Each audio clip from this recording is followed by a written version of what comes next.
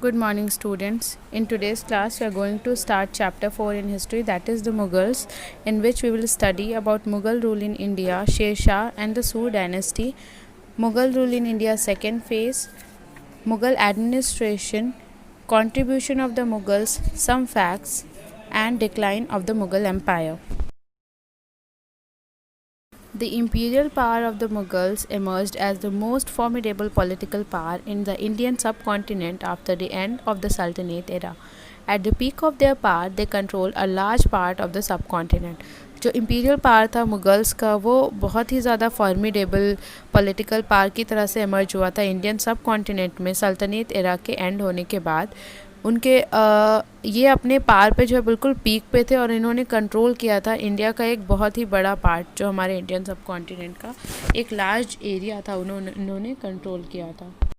Mughal rule in India Babur 1526 to 30 CE.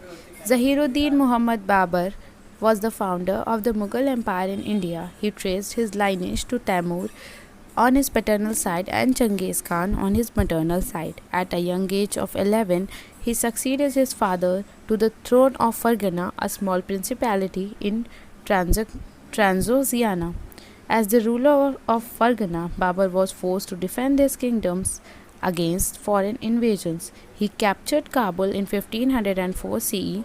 Attracted by tales of India's wealth, he started planning an expedition to India. Babur got this opportunity in 1524 CE when Daulat Khan Lodi, the powerful Afghan governor of Punjab, asked Babur to help him defeat Ibrahim Lodi, the Sultan of Delhi. Babur readily agreed and defeated Ibrahim Lodi in the First Battle of Panipat, fought on 20 April 1526 CE.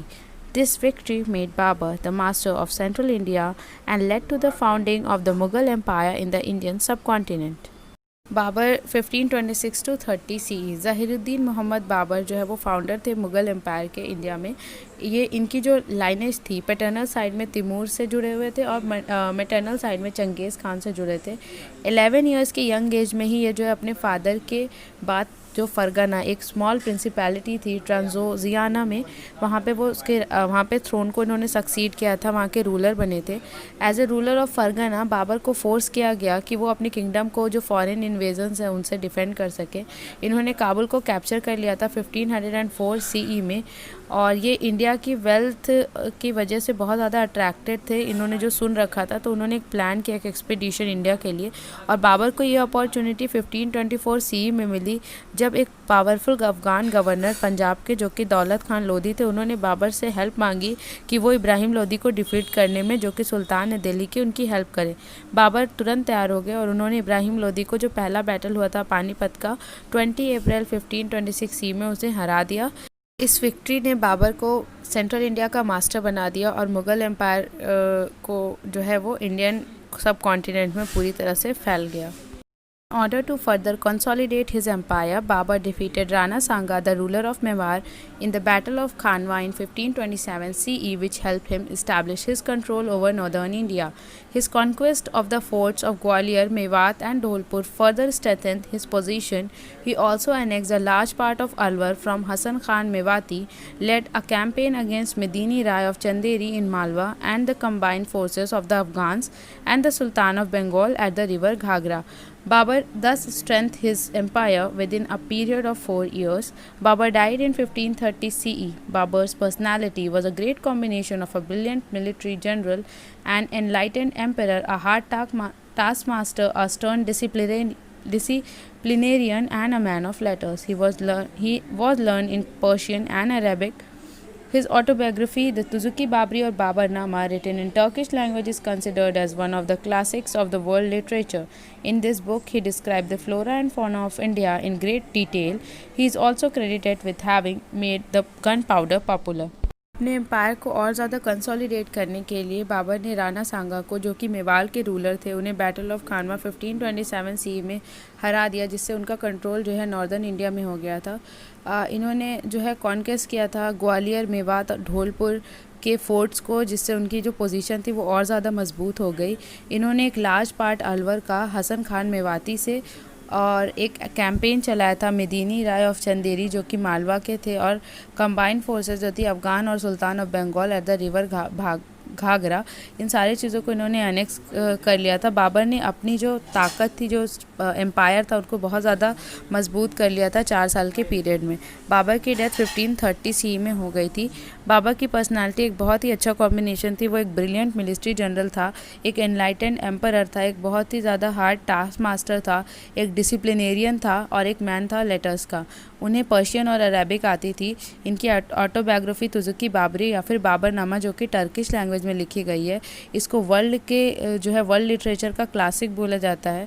इस book में इन्होंने India के flora और फाना, plant और animal life के बारे में बहुत ही डिटेल में बताया गया है। इन्हें इस चीज़ का भी क्रेडिट दिया गया कि इन्होंने ही गन पाउडर को वो पॉपुलर किया था। Babur's concept of the state was based upon the prestige of the monarch, absence of religious bigotry and encouragement of culture and art. Babar का जो कॉन्सेप्ट था स्टेट का, वो बेस था मोनार्क की प्रेस्टीज पे, एब्सेंस था रिलीजियस बायोग्रेटी मीन्स इनटॉलरेंस था religious beliefs, opinions and ideas of others, और एनकरेजमेंट दिया था इन्होंने कल्चर और आर्ट को। Humayun 1530 to 40 CE, 1555 to 56 CE. After his death, Babur was succeeded by his son Nasiruddin Muhammad, better known as Humayun. He faced a series of problems after ascending the throne. His father had divided the annexed territories between him and his brothers. Among his brothers, Kamran got Kabul and Kandhar, Askari got Sambhal, and Hindal got Alwar and Mewat. Kamran, the most ambitious of all his brothers, never let him live in peace. Moreover, Humayun had to face the hostility of the Afghans led by Sher Shah Suri and Bahadur Shah, the ruler of Gujarat. Though Humayun was initially successful against both of them, Bahadur Shah soon wrested back Gujarat and Malwa.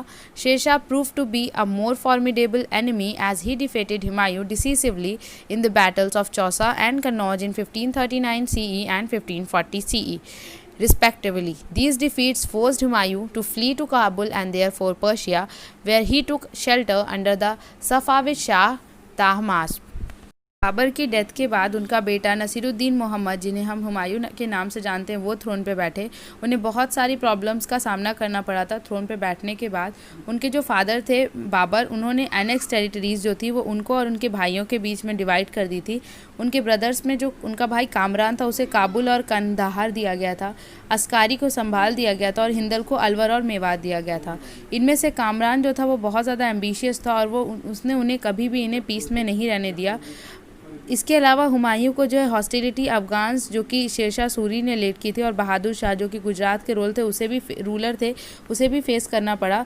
Humayun initially successful था दोनों के against में, लेकिन बाद में बहादुर शाह वो उसने rest back कर लिया था गुजरात और मालवा को।